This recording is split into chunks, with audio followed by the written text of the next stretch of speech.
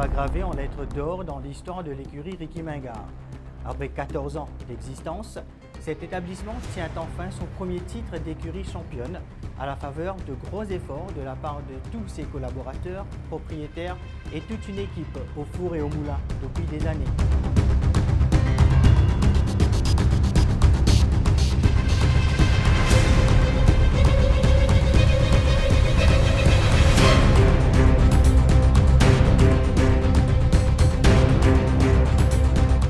Cette saison 2021 se veut à tout point exceptionnelle pour l'établissement dirigé par Ricky Mingard, car la Barbie Cup, la Maiden Cup et la Coupe d'Or garnissent les vitrines de son écurie, sans compter les 5 équidors d'or qui viennent s'ajouter à cette liste.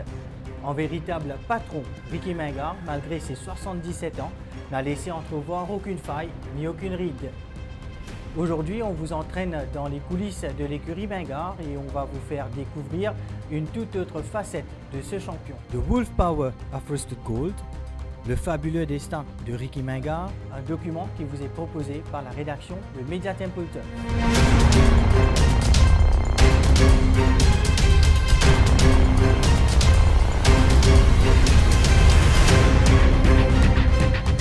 Écoutez, on a une saison exceptionnelle, c'est une saison où vous rêvez, ça arrive une fois dans votre carrière comme entraîneur. Gagner 4 courses de groupe 1 et 3 classiques, ça ne se fait pas chaque année. Et il y avait une forte opposition, on a fait un bon travail à l'écurie, on a su gérer les chevaux par rapport à ces courses-là et ils nous ont récompensés avec des victoires.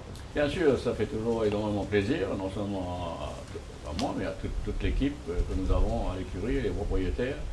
C'était une lutte sans merci jusqu'à la Coupe d'Or et ben, il fallait qu'on gagne, bien entendu. Pour la première fois, on avait l'effectif voulu à ce niveau-là. Vous savez, le facteur chance est important. On a un bon jockey qui monte pour nous. I'm very proud of the stable and everybody that's involved in it, you know, from the grooms to the work riders to Mr. Mangard, Javen, the assistant. It's been a phenomenal season, so we're ecstatic, and being part of the yard is amazing, and yeah, it's just been a terrific season. Et comme vous le savez, à chaque fois qu'on a l'occasion on a 2 chevaux dans une course avec de bonnes chances de gagner, je demande toujours à Durawan de piloter celui que le jockey choisit pas, quoi. Et il a remporté 2 courses classiques pour nous cette année-ci et la chance nous a souri. Undercover Agent a réussi à battre Twister Fate dans le Barbet. Archiba, malgré de partir un petit peu tôt peut-être dans le Maiden, a réussi à remporter la victoire pour la 2e année consécutive. Et puis une course de toute beauté dans la Coupe d'Or où Undercover Agent et Roasted Gold sont livrés à une lutte acharnée des derniers 50 mètres et Roasted Gold a réussi à mettre son nez devant au moment opportun, quoi. Non, là, il vient travailler. Pas nous faire du jour au lendemain, il vient travailler. Il a battu depuis des années. L'année dernière, peut-être avec bien sûr, sans diminuer les mérites de l'équipe Roussette, peut-être avec un meilleur sélectionné, peut-être que tu es déjà champion l'année dernière, mais bon, c'est comme ça, sélectionné, si tu veux plus du monde, nous c'est pareil, nous finissons les écoles avec le programme Chorgalador. À Maurice, depuis que je suis ici, c'est très simple. Pour gagner le championnat, à cause du système du handicap, chaque fois que vous avez une course, vous prenez des points, peu importe la position contre laquelle vous courez. Si vous ne pouvez pas acheter entre 12 et 14 chevaux chaque année, d'ailleurs, si vous regardez toutes les années, l'écurie championne a acheté depuis les 3 dernières années entre 12 et 14 chevaux, dont 1 ou 2 cracks, vous n'avez aucune chance dans le championnat. Pourquoi un ou deux cracks? Parce qu'il faut quand même gagner 1 ou 2 courses, 1 ou 2 classiques pour avoir les prix voulus, quoi. Le Maiden était à 2 millions avant, donc si vous gagnez le Maiden, c'est comme si vous gagnez 5 ou 6 autres courses. Donc on n'a jamais eu l'occasion de pouvoir le faire, faute de moyens, bien entendu, au sein de notre écurie. C'est la première année vraiment, des 2 dernières années, où on a réussi à avoir le nombre de chevaux voulus et aussi la qualité des chevaux. Ces chevaux-là ne coûtent pas un sou. C'est un si grand merci à nos propriétaires pour avoir investi dans des bons chevaux. C'est ça, un affaire qui est pourtant, quand ils viennent au championnat, moi je connais M. Mingard, il ne va pas faire sur un cheval, il va pouvoir galoper un cheval juste pour lui faire sortir ce championnat-là. Il vient, et heureusement que ça, il a même d'affaires passe bien pour nous, parce qu'on a la chance, on fait une grande course, on est en train de garder les coupons pour nous, on garde les coupons pour nous. Et ça, c'est un facteur déterminant quand tu regardes dans le cours. C'est comme la seule propriétaire, vous avez investi dans un bon cheval. Outre Al-Shiba et Frosted Gold, un Undercover Agent s'est montré intraitable cette saison.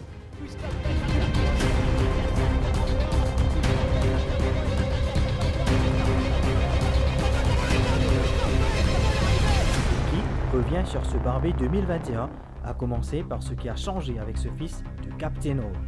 Pas grand-chose, excepte la façon dont le cheval est monté, à mon avis. Quand on l'a acheté, il avait déjà 5 ans. C'est un cheval qui devait être étalon, mais comme il n'a pas gagné de course de groupe 1 à 5 ans en Afrique du Sud, ils ont décidé de le vendre au lieu de l'envoyer au Hara. Et Brett Crawford, que je connais très bien, m'avait fortement suggéré à le castrer. Il pensait que le cheval aurait été mieux d'être castré, mais quand vous castrez un cheval qui a déjà 5 ans, c'est mentalement, psychologiquement pas tellement bon. Ça prend beaucoup plus de temps pour qu'il récupère. Et bien sûr qu'il avait ce problème-là en arrivant ici. Mais je pense qu'on avait quand même managé aussi bien qu'on pouvait le faire. Mais il n'y a pas de doute qu'il s'est bien acclimaté, que cette année-ci, ça a été... il a couru selon ses possibilités. Orfeu le montre très bien, Orfeu le connaît très bien, mais je ne pense pas qu'il ait bien monté le cheval dans la Coupe d'Or l'année dernière. Il est arrivé ici, il n'avait pas très bien voyagé, mais on l'avait quand même préparé pour la Duchesse. Je pense que vraiment qu'il le montait a fait une erreur de jugement aux 600 mètres, il a gardé les barres intérieures. J'avais demandé, j'avais même insisté à ce qu'il ne le fasse pas, parce que c'est un cheval avec une très grande action. Première fois qu'il court à Maurice. Et Jurawan vous dira lui-même, sur le cheval de Ganadar, il a vu Shirechan, il a vu Undercover bloqué, il est parti à l'entrée de la ligne droite, la course était gagnée pour eux, quoi. Je pense que si Undercover Agent l'avait suivi, avait été resté en one-off ou même en troisième épaisseur, mon opinion c'est qu'il n'aurait pas perdu la Duchesse. Donc ça aurait changé complètement les données. Le cheval ensuite, peut-être un peu fatigué avec la Duchesse, il n'était pas le même. Il a gagné la Princesse Margaret dans un joli style, étant monté comme il faut le monter. Et puis dans la Coupe d'Or, je pense aussi que Orfeu a fait une erreur de jugement. Il a laissé Black Cat Back ralentir le train, ce qu'il n'aurait jamais dû faire. Il aurait dû se mettre à son extérieur et forcer le train, comme il a fait un an après. Et si Black Cat Back voulait aller plus vite, à ce moment-là, il aurait pu le laisser aller plus vite. Il ne fallait pas nécessairement prendre le commandement. Je pense qu'il y aurait peut-être eu, disons, une lutte acharnée pour l'arrivée de la Coupe d'Or l'année dernière. Et puis, oui, ça aurait été différent. Vous savez, les jockeys ici, ils montent avec beaucoup trop de réserve. Pour moi, les chevaux, il faut les laisser courir dans leur pas. Il ne faut pas les retirer de leur pas. Et c'est un cheval qui a un pas extraordinaire. Quand vous le laissez courir dans son pas, ce qui se passe, c'est qu'il met les autres derrière lui dans le rouge. S'il ralentit, les autres ne sont pas dans le rouge. Ils sont plus vite que lui à la fin, donc ils accélèrent mieux et ils le battent. Et si vous laissez le cheval courir dans son pas, un cheval comme Al-Shiba, dans le Méden, il y a 2 ans de cela aussi, j'étais furieux avec notre jockey, parce qu'il a ralenti le train. Quand Nunez sur White River a ralenti le train au passage du 1500 mètres, il est resté derrière, il a ralenti l'allure de Al-Shiba, chose qu'il ne faut absolument pas faire. Al-Shiba est un cheval qui tient 2400 mètres et quand Ségéron l'a monté l'année dernière, je lui ai dit, tu laisses ce cheval-là courir dans son pas, ne va pas trop vite bien entendu, mais ne le reprends pas, laisse-le courir. Mes chevaux ils sont fit, moi j'aime les courses qui sont courues honnêtement, donner au cheval la chance de gagner, les chevaux sont fit. On se donne beaucoup de peine à les avoir à ce niveau de fitness-là. Il faut les laisser courir. Je déteste quand un jockey reprend mes chevaux. S'ils sont battus, c'est que les autres sont meilleurs. C'est ça les courses. Quand 2 champions comme Ricky et Rai Jurawan rejoignent leurs forces, cela fait souvent des étincelles, comme dans le Maiden et la Coupe d'Or 2021. C'est faux de dire que j'étais pas content. J'étais anxieux. Je pensais qu'il part un peu tôt, surtout qu'à son intérieur, Padre Pio ne l'a pas laissé passer. Il est parti avec. Et je me suis dit, il le fait courir depuis un peu tôt, depuis le 600 mètres. Il est parti avec lui, quoi. Il n'a pas eu la tâche facile. Et je craignais que dans la ligne droite finale, un cheval comme Twist of Fate allait peut-être le rattraper s'il était fatigué. Je comprends bien la tactique de Rai. Il ne voulait pas que la course déroule à un sprint. Vous savez, Al-Shiba est un cheval qui a beaucoup de vitesse. Il a gagné toutes ses courses venant de l'arrière. C'est un cheval qui peut accélérer aussi, donc bon, il a pris une décision qui s'est avérée juste, dans le sens qu'il n'a pas cravaché le cheval, ce cheval-là déteste la cravache. Il a pris sa cravache dans la main gauche avant l'arrivée, parce qu'il n'aime pas être cravaché dans la main droite non plus, du côté droit. Et si vous voulez, il a réussi à tenir jusqu'au bout. C'est un cheval grand cœur et c'est le résultat final qui compte, quoi.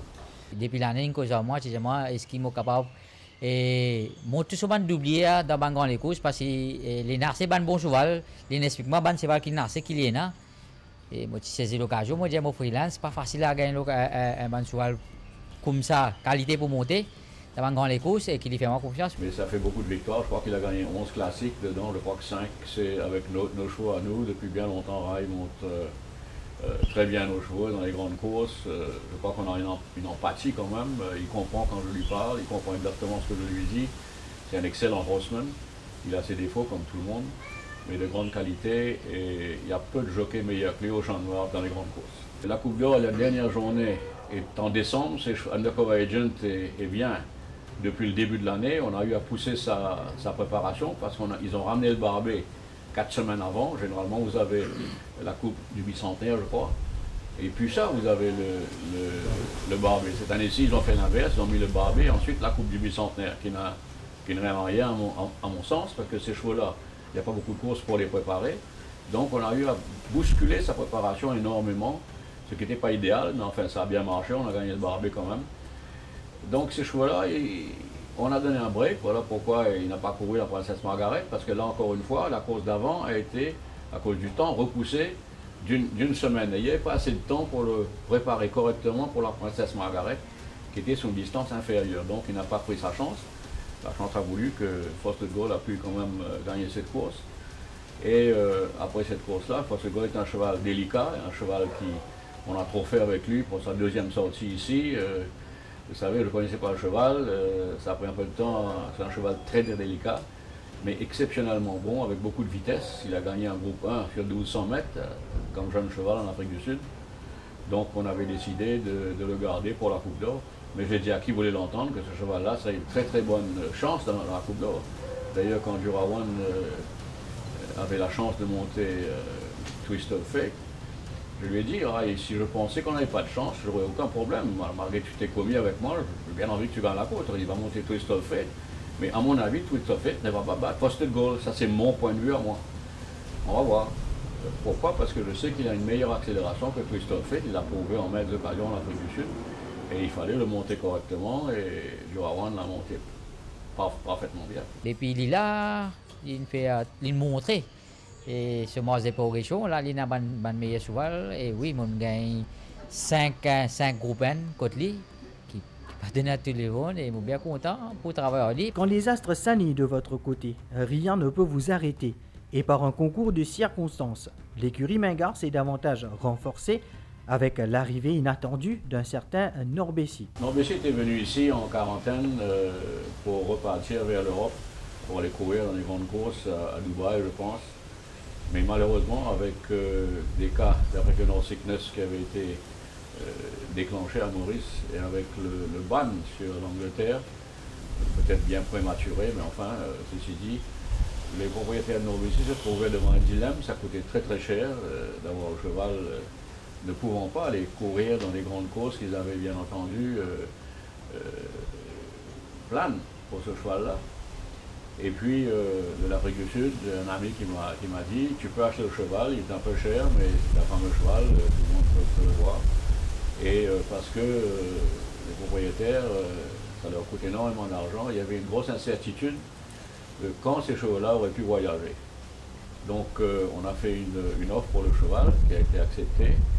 Et on est entré dans un arrangement, si vous voulez, avec les propriétaires de Norbessi. Il fallait changer tout le protocole d'importation parce que maintenant il était importé avec l'idée de rester ici. Ça a pris 2 ou 3 mois pour toutes les formalités. Et maintenant Norbessi il est chez nous. C'est dommage qu'il n'ait pas pu débuter avant. Mais enfin, mieux tard que jamais, quoi. Si la nouvelle cuvée de l'établissement s'est montrée à la hauteur, la vieille garde n'était elle aussi pas en reste. Même Fils Mafia qui avait pris sa retraite, en fait je l'avais donné à mon cousin pour sa fille, pour qu'elle fasse de l'obstacle. Il était tellement bien à la mer l'année dernière, on l'avait emmené à Trobiche, on avait pris des box chez Subugatada, où on peut aller à la mer, où on peut changer leurs idées. C'était un cheval qui a eu du renouveau, il était vraiment exceptionnellement bien. Et juste avant qu'il parte, j'ai dit bon, on lui donne une dernière course et il a gagné. Donc depuis il court toujours et on va, là je l'ai envoyé à la mer encore une fois et l'année prochaine, il a maintenant 10 ans je crois, il va avoir 10 ans. J'ai jamais gagné une course avec un cheval de 10 ans, donc c'est un challenge si vous voulez. Mais on adore ce cheval-là, il a un tempérament extraordinaire. Et comme vous savez, je suis copropriétaire de ce cheval-là. Et ben, on va le garder et voir, parce qu'il n'y a pas de nouveaux chevaux. Donc si vous avez un bon cheval ancien, même âgé, on garde Afdik, on garde Memphis Mafia, on va garder Skip the Red, on garde tous ces chevaux qui peuvent encore gagner des courses, mais qui sont assez âgés en temps normal. S'il y avait une importation de 150 chevaux, ils auraient été tous à la retraite parce qu'il y a des jeunes chevaux qui arrivent plus bas et vous ne pouvez pas les battre. Tandis que là, ils vont courir contre... Bon, il y a des bons chevaux qui vont grimper, comme les Wolves of Dubrovnik, etc. Mais ils ont quand même une chance que c'est plus ou moins les mêmes chevaux qui vont courir les uns contre les autres. Donc on va les garder jusqu'à ce que les nouveaux arrivent et qu'il n'y a plus de place pour eux. Ce sacre, comme tout succès, c'est aussi construit à la sueur de toute une équipe qui est derrière les rideaux au quotidien depuis des années. Et Ricky en est bien fier. championnat pas venu seulement l'entraîneur, seulement l'assistant, mais venu avec tout le monde autour de nous, nous avons partenaires qui font un travail formidable. J'espère traiter le matin, j'espère les après-midi, je t'écouter, je fais ce qu'ils devaient faire. Même si vous aimez faire un petit en plus, qui nous connaît, je compte en finir un petit vite, système-là, il est comme ça avec nous. Et nous avons World Rider, Billy, Kenny, Richie, Stan Demen, qui vient au Last Demen, qui vient début de saison, tout ça. Brandon, L'Oréal, l'équipe L'Oréal, le chef palefrenier, Jérémy, il y a Léon qui ne fait que traiter, lié Balagui, l'équipe L'Oréal, Chris, qui est le superviseur chez nous. Il y a un grand coup de main L'Oréal lui aussi. C'est tout ça qui joue un grand rôle dans l'équipe. C'est ça nous la force de l'équipe, on peut dire. Et ajouter ça nous a nos vétérinaires, nos maréchal Ferrand. Et tout le monde peut contribuer là-dedans. Il y a beaucoup de small factors dedans, mais tout le monde c'est bien plus important dans un bon déroulement de l'équipe. Il y a même Vipa Fouillé, il y a même Zen. C'est vraiment une bonne équipe. Nous avons fait confiance. Parfois, il y a même des affaires, ça n'a pas été normal. Parce qu'il y a la cabine pour tout comme ça. Ce qui nous contente, on a une bonne saison, on a une bonne équipe. Tout pas fouiller correct, la main dans la main. On a un bon patron, on a un bon assistant. Quand on se fait dans la bulle Saint-Mors, il va nous faire facile ça. Mais on n'est pas facile du tout. Quand on vient dans ce site-là, on connaît qu'il y a plein de choses. Parce qu'il ne va pas regarder, on a beaucoup de responsabilités.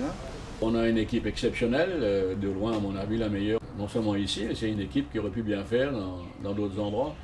Jamie est exceptionnel, c'est un gars qui a beaucoup appris en Afrique du Sud, il a passé 4 ans je crois là-bas, il a même été en Europe, il a été à Hong Kong. J'ai beaucoup de chance de l'avoir à mes côtés, un jour bien entendu qui prendra la relève.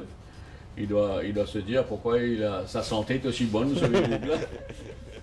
Enfin, non, il est excellent, c'est bien de l'avoir là tous les jours.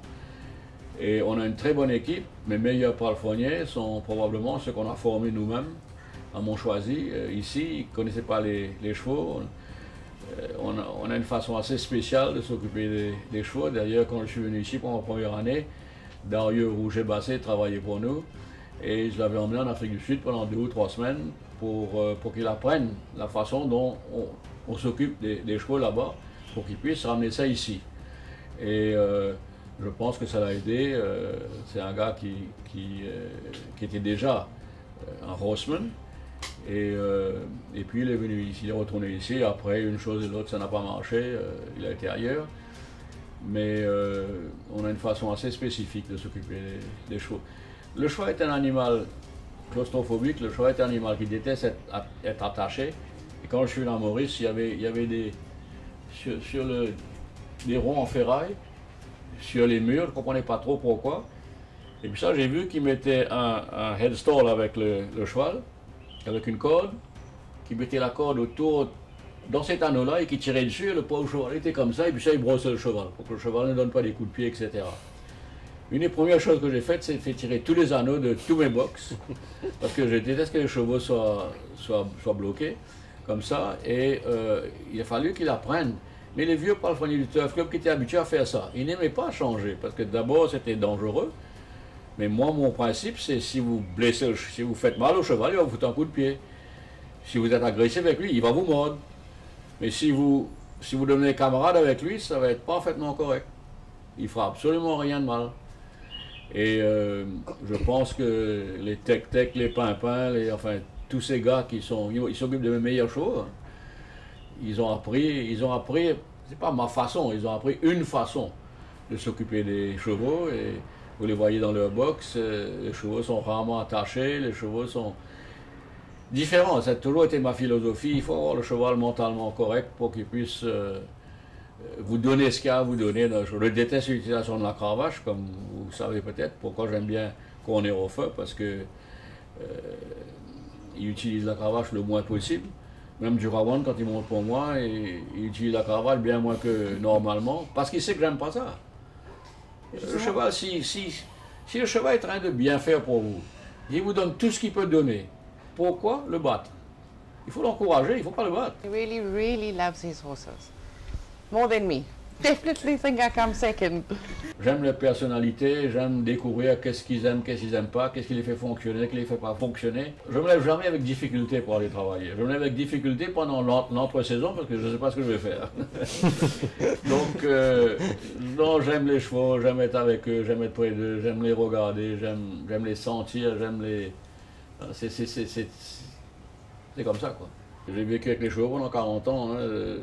Je les vois tous les jours, je ne pense même pas à ce que je fais ou ce que je ne fais pas. Mais vous savez, tous les animaux, vous avez un fluide, vous avez un vibe qui passe entre l'animal et vous.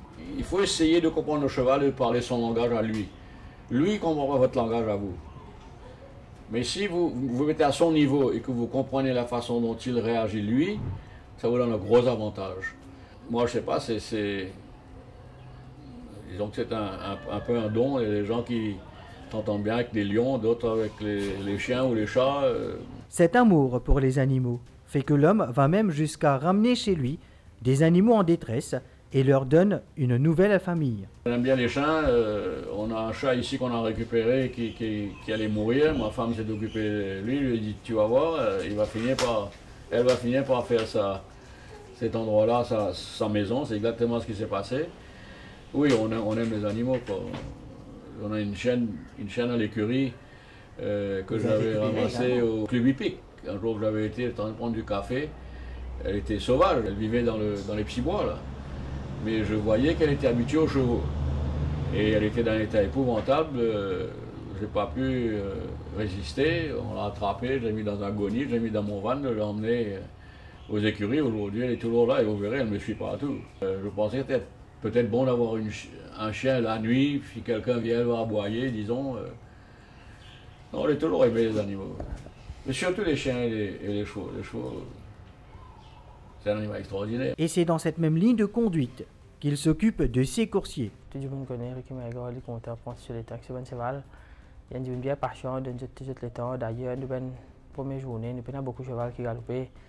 Et championnat, toute l'année, depuis le début qu'il est là, toute l'année, championnat, il est comme ça, il n'y a pas de priorité. S'il est venu, on nous dit encore une fois, quoi, tu as dit, si je peux faire champion, mais ce qui est important, c'est la santé de ben cheval. Si je peux dire les gars de cheval de boîte de coton, mais je me dis bien bon, continue de garder cheval de boîte de coton parce que ça peut marcher vraiment bien pour nous. La preuve d'ailleurs, nous gagnons 4 groupes cette année-là. Et par exemple, nous prenons OBC, nous donnons tout sur les temps, c'est un cheval qui nous fait très très longtemps, quarantaine, il est parti. Sur le plan initial, c'est parti pour Galop Maurice. Nous, c'est un cheval qui est super saoudi. Et nous donnons tout sur les temps. D'ailleurs, ces cheval-là, les animaux pas qu'à causer, mais aussi un cheval, c'est à eux qui dit à nous quand je te dis. C'est ban-là qui donne nous un signe qui se te dit, qui se te galope les courses, tout ça. Et il galope 3 fois, il gagne 3 les courses. On fait la même chose avec Frosted Gold, nous donnons tout sur les temps, nous galope 4 fois, il gagne 2 les courses. Et si garde de boîte de coton, payant, ben nous continuons de boîte de coton même. Il faut demander aux autres pourquoi leurs chevaux ne durent pas. Nous, ce que je peux vous dire, vous ouvrez le race card, etc. On n'infiltre pas les chevaux. Quand il y a un pépin, on leur donne le temps on les soigne avant, on ne les fait pas courir. Mais la piste est difficile, la piste, le train d'entraînement, mais c'est la même piste pour tout le monde. Nos chevaux durent parce qu'on leur donne le temps voulu, on fait attention. Quand ils ont un pépin, on arrête, on ne continue pas à les bousculer. Vous savez, Al-Shiba l'année dernière, il y a un pépin juste avant la Coupe d'Or, je n'ai pas hésité à le retirer de la Coupe d'Or. Il a gagné le Méden cette année-ci. Donc, si vous avez vous savez, si vous vous occupez des chevaux, les chevaux, they're bred to run. For 350 years, they've been bred to go faster and faster and faster.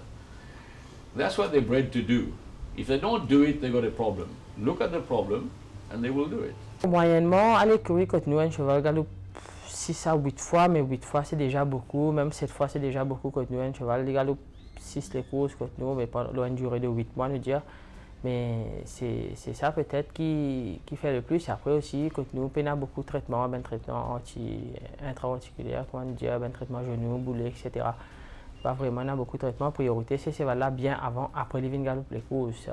Si il peut déjà un problème, nous peut traiter, si nous peut masquer un problème, nous peut cacher un problème. Bon, ceci dit, ça peut marcher, ou bien les jeunes entraîneurs, well done to them, mais quand nous, philosophie là, il y a une autre, nous travaillons différemment. Nous mettons des priorités, l'emphase, la santé du cheval avant, quand les biens, comment me dire, c'est là pour dire nous les biens qu'il doit aider pour galoper. Soucieux du bien-être de ses pensionnaires, l'entraîneur va même jusqu'à produire sa propre nourriture pour les équidés. J'ai été un sportif moi-même, et j'aime bien les courses cyclistes, je suis les courses cyclistes, et il y a 20 ans ou 25 ans de cela, la nutrition commençait à être très importante dans le domaine du sport. Sauf dans le domaine des chevaux. On achetait un peu d'avoine, on achetait un peu de, enfin peu importe quoi, qu'on mélangeait nous-mêmes sans trop savoir. J'ai lu beaucoup de bouquins à l'époque concernant l'alimentation du cheval, les bouquins français, les bouquins américains, les bouquins anglais. Mais j'ai jamais pu comprendre qu'est-ce qu'il fallait faire. J'avais rencontré en Afrique du Sud un des chefs à Hong Kong qui s'occupait des apprentis. Les apprentis, j'étais sur le comité des apprentis du Jockey's Academy à cette époque-là. Et je l'avais rencontré et je lui avais dit, je veux venir chez vous pour voir ce qui se passe. J'étais là-bas pendant une semaine à Hong Kong. Et à Hong Kong, le système, je ne sais pas comment ça marche maintenant, mais quand vous entraînez à Hong Kong, si vous voulez une nourriture anglaise, ils vont acheter la nourriture anglaise. Vous voulez une nourriture américaine, ils vont acheter la nourriture américaine. Il y avait donc, je crois, 17 différents produits dans son store. Et il a bien voulu ouvrir chaque... et j'ai vu que ces aliments étaient faits. En Afrique du Sud, il y avait Ipol qui faisait des cubes. Et il n'y avait rien d'autre. Il y avait Equifeeds qui faisait il fait de la nourriture pour moi aussi d'ailleurs, mais avec une formule que moi j'avais demandé de faire. Et là, j'ai réalisé qu'il faut avoir ce genre d'aliments en Afrique du Sud. Je devais prendre la licence pour faire du high gain en Afrique du Sud. High gain, c'est une compagnie de famille. J'avais tout mis sur place pour avoir le produit fait en Afrique du Sud, parce qu'à l'époque, les aliments en Afrique du Sud, l'avoine, le maïs, etc., étaient beaucoup moins chers qu'en Australie.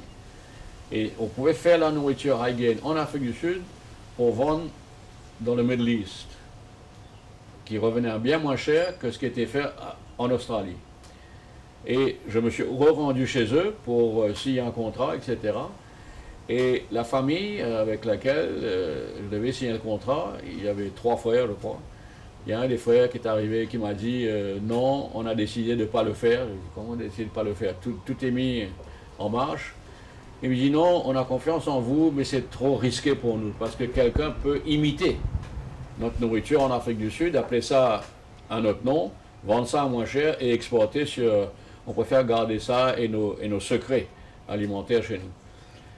À l'époque, il y avait une compagnie qui s'appelait Kentucky Equine Research qui formulait la nourriture high gain. Et j'étais à Melbourne, leur usine était à Melbourne, et tout à fait par hasard, j'ai pris rendez-vous pour aller voir Kentucky Equine Research. Et j'ai été les voir, je leur ai dit que voilà, pourquoi je suis ici, etc. Est-ce qu'ils peuvent m'aider? Il m'a dit, mais on peut former une nourriture pour vous. Je lui ai dit oui, mais bon, c'est comme ça que ça a débuté. On a eu une entente à merveille. Et je lui ai dit, oui, pourvu que vous formulez pour moi et pour personne d'autre en Afrique du Sud. Ils ont été d'accord, je suis revenu en Afrique du Sud, j'ai été voir les gens, des usiniers qu'il y avait pour pouvoir, parce que ça coûte beaucoup d'argent de faire une usine. Et je voulais aussi avoir une nourriture micronisée. J'étais en Angleterre voir les microniseurs qui sont fabriqués là-bas. Ils ont une patente sur le Micronized Machines. J'ai été voir l'usine là-bas, j'ai fait commander un, il fallait avoir d'autres machines si vous voulez pour pouvoir, par exemple l'avoine, il faut bien clean up, sinon il y a trop de poussière, il faut clean up et il faut si vous prenez de l'avoine, vous prenez un grain d'avoine, des deux côtés il y a une espèce de fil, il faut couper ça, il s'appelle clipping and cleaning.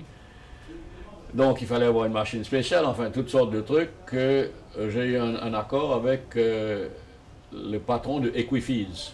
On a formé une société qui s'appelle Straight A's pour fabriquer justement un aliment de haute classe. Donc chez eux, ils avaient l'espace, on a pris un godon si vous voulez, là on a commencé à mettre tous les équipements qu'allait faire Capstone. Et c'est comme ça que Capstone a débuté. Et ensuite, on a commencé à vendre ça en Afrique du Sud. Les gens de Kentucky Equine Research sont venus. Ils ont expliqué qu'est-ce qu'il y avait dans cette nourriture-là, pourquoi c'était une bonne nourriture. Enfin, il y a pas mal de personnes qui ont utilisé ça et c'est absolument extraordinaire. Pourquoi Capstone est extraordinaire? Parce que notre brief à Kentucky Equine Research, c'est ne regardez pas qu'est-ce que ça coûte. Qu'est-ce que l'avoine coûte, qu'est-ce que le maïs coûte, qu'est-ce que le soja coûte, qu'est-ce que le sunflower coûte.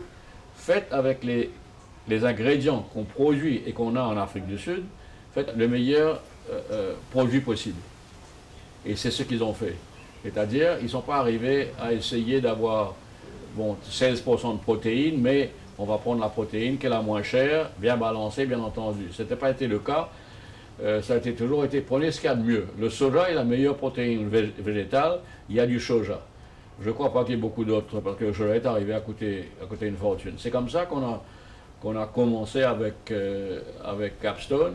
Par exemple, notre Vitamin Mineral Amino Acid Pack, tous les ingrédients, c'est une autre société chimique qui fait ça pour nous, c'est European Standards. Ça coûte 4 fois plus cher que... Je ne dis pas que c'est meilleur, je dis que ça coûte plus cher. Mais on source tous nos ingrédients the best you can get. Alors, l'idée de Capstone, qui est mon idée, oui, ça a été d'avoir une nourriture at the top of the pyramid. On va servir ces gens-là, on ne va pas servir là. Parce que si vous servez là, c'est le volume qui compte. Chez nous, ce n'est pas le volume, c'est la qualité. Et puis, quand ils formulent la nourriture, le Capstone est un fixed formulation feed. C'est-à-dire, vous ouvrez un bac de Capstone aujourd'hui, dans un mois, dans 2 mois, c'est exactement pareil. Rien ne change. On n'a pas le droit de rien changer. C'est l'accord qu'on a avec Kentucky Equine Research. C'est qu'eux qui ont le droit de changer. Si le prix de l'avoine double demain matin, on ne va pas dire hey, mettez moins d'avoine, mettez un peu plus de maïs, disons. On n'a pas le droit de le faire.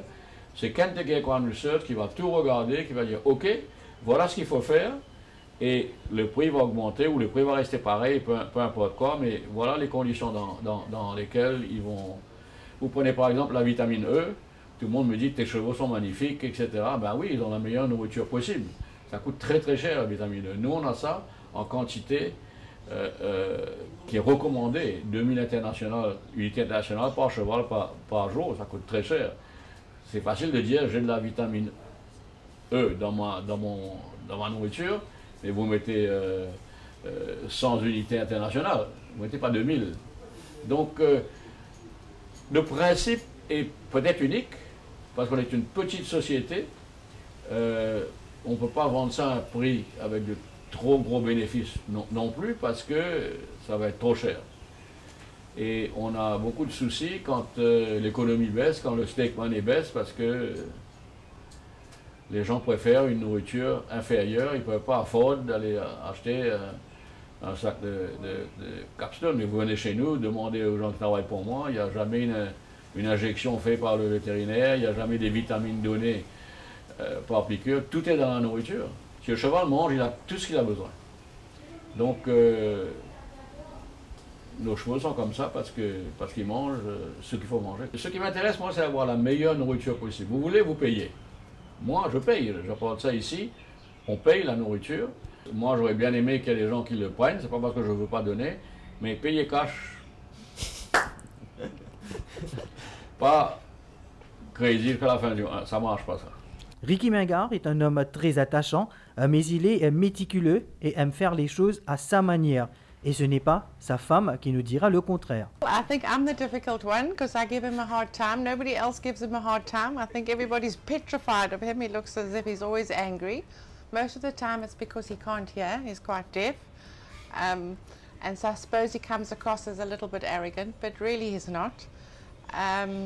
I'm the cheeky one. I'm the one that gives him most difficult days, I think. Lui, son madame, son enfant, tous les jours, le matin, il amène nous du pain, il amène tout. Et demander si moi qui suis sur la case. Et de prendre nous tracas, ça qui est malade, ça qui est dans la médecine, il a acheté sur les gants, il a acheté masque, il a acheté tout complètement. Ça m'a un respect pour lui. Moi, je travaille à 28 ans, mais je n'ai aucun entraîneur qui est capable de prendre une décision comme ça. Honest, true. He is stubborn. He's stubborn. He's very, very stubborn. And he gets very grumpy if he doesn't have it his way. Je connais pas professionnel, il est ingénieur, mais il est bien, comment vous dire, bien un peu perfectionniste peut-être un peu trop perfectionniste même. Il compte sur les temps, il compte sur c'est va dire ce ok faire ça, il compte ça va ça. Non pas l'inverse, non pas ABC, non pas CAB, non pas BAC. Si j'ai A, B, C, ok, là vous avez A, B, C. Pour prendre l'exemple avec vous, si un cheval il fait 3 wide, 4 wide, il gagne les courses, quand il y a une opportunité, il attend, il passe en dehors, il gagne les courses. Peut-être dans 2 semaines, ce cheval-là, tu peux galoper et gagner. Mais là, vu qu'il fait un gros effort, il fait 3 wide, 4 wide, il va pas galoper dans 3 semaines, il va galoper dans 5 semaines à cette heure. Donc, vous dire, quand nous planifions nos bonnes affaires, c'est l'intérêt des chevaux et nos bonnes propriétaires qui nous bonnes clients. Bon, vous dire, propriétaire, le cheval, pas galoper 6 semaines parce qu'ils ont qu'il fait 5 wide, 2 fois la propriétaire. Vous dire, bon, on peut équipe tous les mois. Il y a beaucoup d'aspects qui vous inquiéter, pas les hier, qui vous prendre en considération. Mais ceci dit, quand il est critiqué, comme vous dire, la plupart des fois, c'est à juste raison. Je suis là, pas d'accord, mais après, il réfléchit, il revient, il dit, ouais, ben, tu as raison, tu as fait ça. Nous regardons ben film souvent, c'est pour améliorer la monde je suis là, et c'est pour donner une meilleure chance à nous coucher. Mr. Mangard, very, very professional.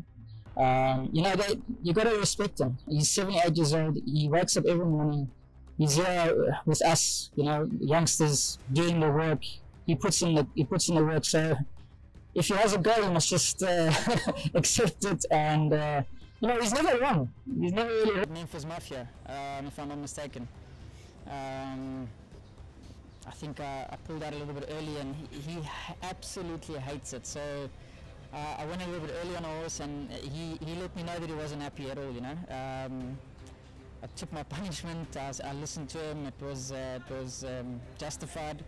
I mean, I rode the horse after that, and he told me, don't do what you did the right before you won on the horse, and you know, it won. So, you know, the odd occasion when he is wrong, he comes back and he says, look, puts his hand up and he says, yeah, maybe I made a mistake, but very rarely he's wrong. And what I love about him is he's a true professional. I've learned so much from him. You know, I always say in the racing game that you can't stop learning in this game because it doesn't matter how old you are, it doesn't matter what you think you know, you don't know. I've learned in the year and a half that I've been with Mr. Mangard, I think I learned more than I did in the last 7 years. He's really fine-tuned my racing, my riding style and the way I do things in races and the thinking of racing and how I go planning into racing. You know, he's taught me a lot in the short time that I've spent time with him, and that's why I say I'd love to continue riding for him as long as I can. That's why I'm very, very happy that I'm coming back next year for him. He's a mentor. He's definitely one of my mentors in life. Like his wife said, he's super kind-hearted. He's a very soft person, but when it comes to work and, you know, like I said, he puts in the graft, he puts in the work, so you gotta respect the man. Si l'homme s'est forgé cette réputation de méticuleux, voire limite têtu, c'est qu'il a du vécu, bâti de sa longue et riche carrière. L'entraîneur Ricky Mingard peut se vanter d'être le seul entraîneur mauricien avoir exercé avec succès à l'étranger. Ingénieur en automobile et aéronautique, le parcours de cet homme aurait pu être tout autre, si ce n'est cette passion pour la vitesse, les courses et par-dessus tout des chevaux. Ricky Mingard revient d'ailleurs pour nous sur cette partie de sa vie où il s'est retrouvé à la croisée des chemins. Une période où il a eu à faire des choix qui allaient lui ouvrir les portes de l'inconnu, dont l'issue était loin d'être garantie. J'ai quitté Maurice, j'avais 18 ans, ou je venais d'avoir 19 je crois. J'ai été étudiant en Angleterre et j'ai suivi un cours de Automotive and Aeronautical Engineering, un cours de 4 ans. Et les derniers 16 mois, il fallait choisir. J'ai choisi tout ce qui roule sur route par rapport à tout ce qui quitte la Terre. Mais j'étais un mauvais ingénieur, je n'aimais pas trop ce que je faisais. Mais j'ai eu un job en Afrique du Sud, c'est comme ça que j'arrive en Afrique du Sud, je ne voulais pas rester en Europe. Et j'ai été envoyé par une firme américaine en Afrique du Sud, ça aurait pu être l'Australie, ça aurait pu être n'importe où, je ne connaissais pas l'Afrique du Sud du tout. J'ai beaucoup aimé le pays, j'ai beaucoup aimé, vous savez, moi j'aime la chaleur, j'aime pas la fraîcheur. Et c'était un pays vaste, un pays avec des problèmes bien entendu, mais un très très beau pays avec beaucoup de possibilités.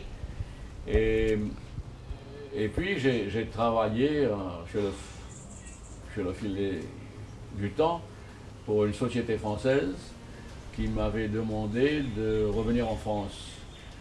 Et je ne voulais pas partir en France, j'avais des enfants en bas âge et je voulais rester en Afrique du Sud. J'ai donc donné ma démission et je ne prenais pas beaucoup de courses d'amateurs. Je montais en course amateur régulièrement en Afrique du Sud, à Johannesburg, à Durban, à Cape Town, à Port Elizabeth. Et pour m'entraîner, j'allais souvent dans le centre d'entraînement privé de Gary Player, qui était à Johannesburg. Et son entraîneur, c'était Bertie Sage, un excellent entraîneur, très bon horseman. Et j'allais monter à cheval 2 fois la semaine là-bas, faire des galops. Et j'avais un very good feel des chevaux, c'est comme ça que j'ai commencé à entraîner, j'ai voulu faire ça. Et quand j'ai donné ma démission, ils m'ont fait travailler 3 mois en plus parce qu'ils pensaient qu'ils m'avaient élevé trop vite dans la compagnie. Ils m'ont même emmené en France juste avant que je quitte. J'ai dit non, qu'est-ce que vous allez faire? Je vais entraîner les chevaux. Ils pensaient que j'étais devenu complètement fou. Non, je n'ai pas eu à réfléchir. Bon, ça n'est pas fait du jour au lendemain. Vous savez, vous pensez aux choses pendant que ça se place. Mais mon père entraînait les chevaux ici, d'abord pour l'écurie Pierre Huguenin, qui était son oncle, ensuite l'écurie Mingard. Ensuite, on me dit que son père, grand-père Mingard, il avait dit non, c'est pas bon d'avoir une écurie de course, c'est pas bien vu dans le domaine etc. L'écurie a passé sous le nom de l'écurie Darucci, il entraînait toujours pour l'écurie Darucci. Ensuite, je pense que M. Darucci a dit à Jean Darucci, non, il faut que tu arrêtes avec ça. Et à ce moment-là, Philippe Goupy, qui était son cousin, a pris l'écurie pour pas entraîner pour Philippe Goupy aussi. Il a arrêté, je crois, 1 an avant que je quitte Maurice pour partir, mais il a entraîné des chevaux comme Prodigal, comme très très bons chevaux. Et depuis que je suis très jeune, j'attendais avec impatience le samedi matin pour aller au training. Depuis que je suis gosse, j'avais des poneys au bord de mer, je montais. J'avais une passion toujours de course. Je raccourcissais les étriers comme petit bonhomme de 9 ans ou de 8 ans pour monter les poneys. J'ai toujours été un passionné de course. Je regarde les prix de Formule 1 tout le temps, mais je m'étais dit je vais me donner 1 an et voir. C'était une passion que je voulais essayer. Je savais que j'avais 30 ans, je crois que j'avais déjà fait un certain parcours, je connaissais beaucoup de monde, j'aurais toujours pu repartir travailler et avoir un très bon poste. Et ceci dit, je me suis lancé, si vous voulez. Mon assistant était Eric Sens, qui a gagné une grande course depuis, on est toujours très très proches. Et on a eu beaucoup de chance, on a eu des bons chevaux. Et à l'époque, lui aussi montait à l'entraînement, et personne ne me connaissait, qui c'est ce petit Mauricien qui commençait à entraîner. Et on ne voulait pas courir les chevaux à moins qu'ils puissent sortir dans les 3 premiers. Et on courait très peu de chevaux, mais on avait un pourcentage très élevé de chevaux qui sortaient dans les 3 ou 4 premiers.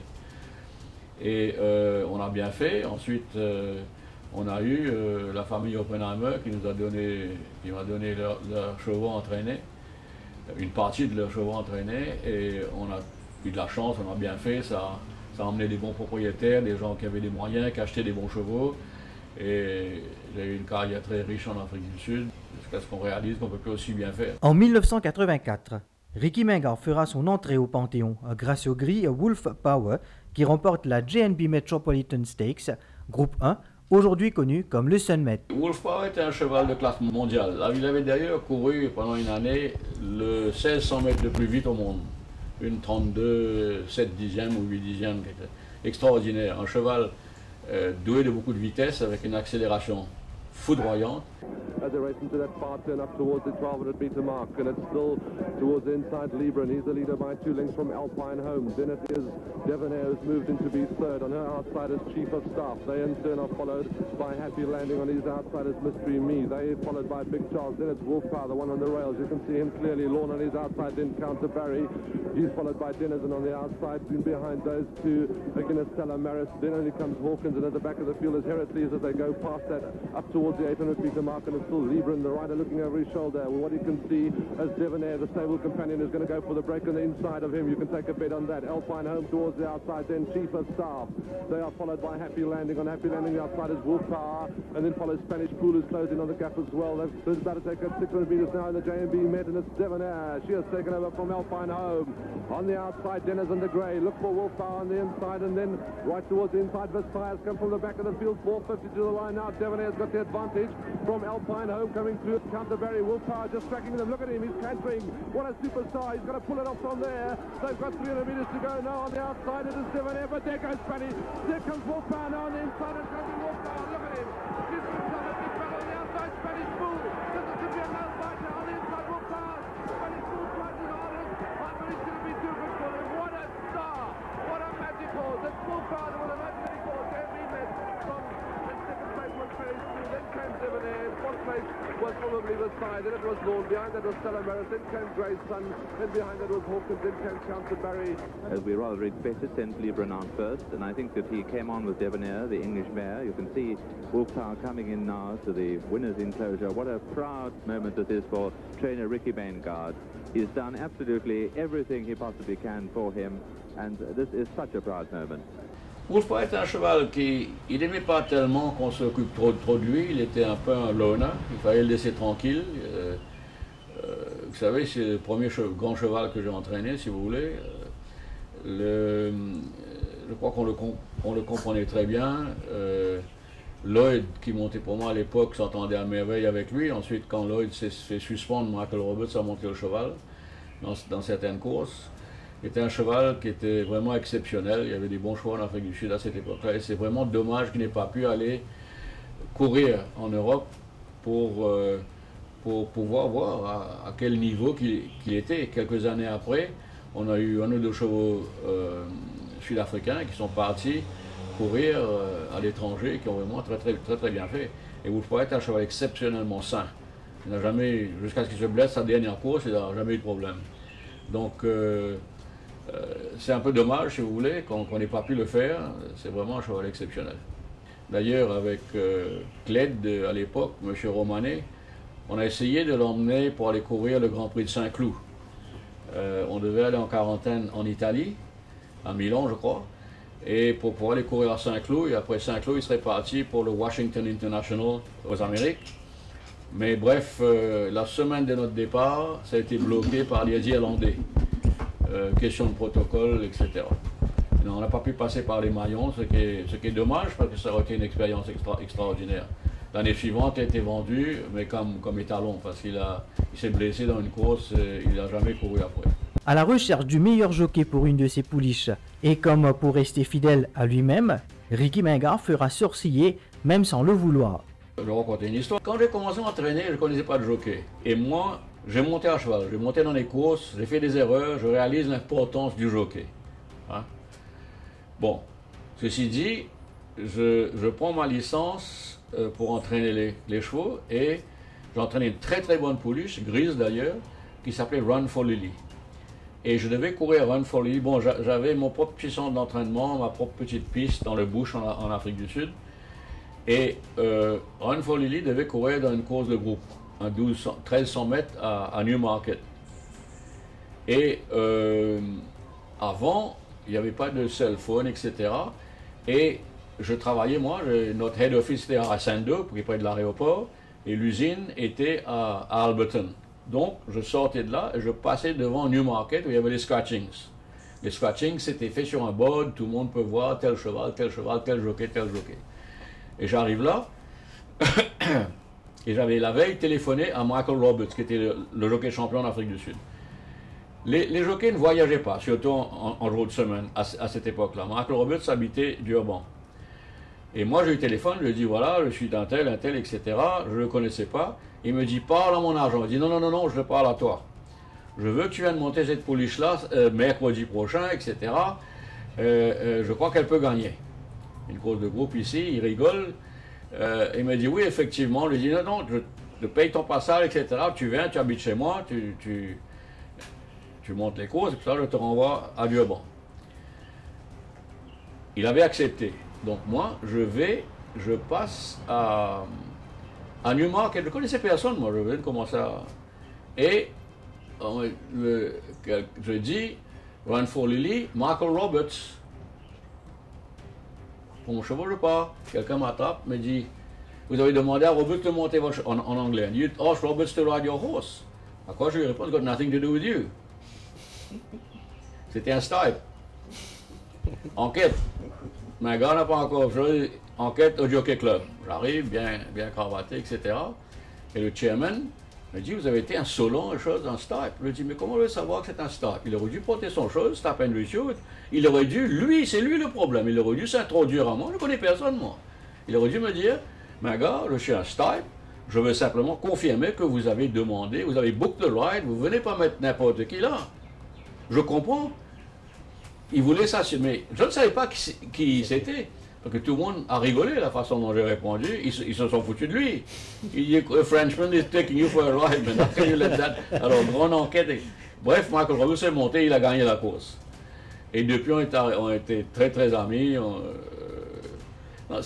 C'est pour vous dire l'importance du jockey. Sans Michael Roberts, cette pouliche-là n'aurait jamais gagné. Sans Jeff Floyd, beaucoup de courses n'auraient jamais gagné. Sans Michael Roberts, beaucoup n'auraient jamais gagné. J'ai toujours essayé d'avoir le meilleur jockey possible pour monter mes chevaux. Pour moi, c'est primordial. Mais alors qu'il avait jusqu'ici réussi sa nouvelle carrière après avoir quitté l'ingénierie automobile, les affaires vont prendre une autre tournure. Et c'est vers sa terre natale qu'il se tournera. À un moment donné, les courses avaient changé en Afrique du Sud. D'abord, le taux de chance en Afrique du Sud avait beaucoup baissé. Vous gagnez une course en round, ça vaut plus beaucoup de dollars. Avant, le round était plus fort que le dollar. Deuxièmement, j'ai entraîné mes propriétaires sont restés avec moi pendant de nombreuses années. Ils devenaient vieux, ils ne s'intéressaient pas autant, ils prenaient leur retraite, donc certains ont quitté l'Afrique du Sud.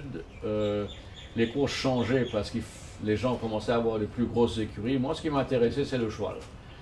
Ça ne m'intéresse absolument pas d'avoir 150 chevaux ou le trois quarts d'entre eux, vous ne les connaissez même pas, c'est une usine. J'ai jamais voulu faire ce genre de choses-là. En fait, j'étais le premier entraîneur à avoir des écuries dans différents centres, mais je n'ai pas aimé. Il fallait être un jour à Durban, le lendemain à Johannesburg, le surlendemain à Cape Town, et faire vivre dans un avion, etc. Ça ne m'a pas plu. I think I got here 12 years ago, and I said to him, I can't believe you're going to make me live in the middle of nowhere, in the middle of the Indian Ocean. But it's just gone from a bit of confusion, getting to know a new country and new people, to absolutely loving my new home, loving Mauritius, loving the racing, meeting all the people, and yeah, loving living in Mauritius. Je dois dire que le mode de vie ici, avec pas besoin d'avoir de gros moyens, vous pouvez vraiment profiter de la vie. Maurice, c'est un pays exceptionnel, un bon mode de vie où il y a la tranquillité, c'est un pays calme, c'est un pays... il n'y a pas de terroristes. On ne va pas vous tuer pour votre cell phone. Bon, peut-être le voler lui, mais vous voyez un autre, c'est pas un gros problème.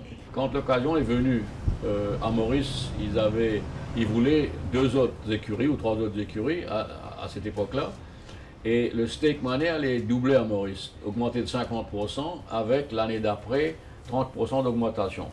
Et ça m'a incité, si vous voulez, à ouvrir ce qu'on appelle un satellite yard. J'avais toujours mon écurie à Cape Town. J'avais fermé Johannesburg, j'avais une écurie à Cape Town. Pendant la saison de Durban, j'emmenais des chevaux à Durban, mais Cape Town roulait toujours. Et je me suis dit, pourquoi pas tenter l'occasion d'ouvrir un satellite yard, de prendre un assistant ici, et je vais faire le va-et-vient entre Durban et Johannesburg pendant l'hiver. Je n'avais pas des Wolf Power au sein de mon effectif. Et c'est comme ça que ça a débuté. Je n'étais pas sûr. J'étais venu ici, il fallait que j'emmène 10 chevaux ou 12 chevaux, je crois. J'avais emmené 2 sur papier de bons chevaux, un qui s'appelait Spy in the Sky et l'autre qui s'appelait Hello Hunter. Et puis ça, des chevaux de moyenne habilité. Et je voulais avoir que 10 ou 12 chevaux et pas plus. Quand je suis arrivé ici, il y a M. Pomaré qui m'a contacté, il m'a demandé d'entraîner ses chevaux, etc. J'ai réfléchi, j'ai réalisé que les coûts d'entraînement étaient très, très élevés par rapport à l'Afrique du Sud, la main-d'œuvre, etc., etc. Et d'avoir plus de chevaux, ça aurait aidé à payer un assistant, à payer les frais généraux entre plus grand nombre. On a très bien fait depuis la première année, ensuite la deuxième année, on a pas mal fait aussi. J'étais toujours pas certain si je voulais rester à Maurice. Et puis ça, j'ai réalisé que ce n'était pas possible de faire les deux. L'Afrique du Sud est ici, les propriétaires sud-africains n'étaient pas tellement contents quand ils n'étaient pas là que les chevaux perdent. Ici, ils n'étaient pas contents quand je ne suis pas là que les chevaux perdent aussi. Alors, ils n'auraient pas gagné s'il était là, mais enfin, ceci dit, je me suis dit, mais gars, tu as plus 20 ans, il faut que tu prennes une décision. Ou tu pars à Maurice en semi-retraite, le mode de vie est quand même assez agréable, ou bien tu continues dans la bataille en Afrique du Sud. J'étais à Durban, non, j'étais à Cape Town à l'époque, et j'avais pas de bons propriétaires à cette époque-là. Je réalisais que l'avenir avec eux, ils vont jamais m'acheter des chevaux grandioses. Il y avait des jeunes qui perçaient, et eux, ils avaient un nouveau système de promotion, de marketing, etc., que nous, on n'avait pas, on n'a peut-être pas su se réinventer. Et c'est comme ça que j'ai décidé de venir ici et de fermer l'Afrique du Sud, mais j'ai toujours gardé contact, j'ai toujours eu des chevaux en Afrique du Sud. Parfois je les emmène ici, parfois je les revends, parfois je les mets à la retraite, enfin peu importe quoi.